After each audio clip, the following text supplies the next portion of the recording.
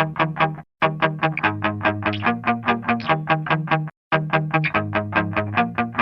know a girl who's obsessed with a guy.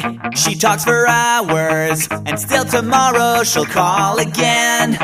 And when he thinks that this could be the end, she calls again. At 6 in the morning, she waits at the door. He tells her to leave, but still tomorrow she'll be there again.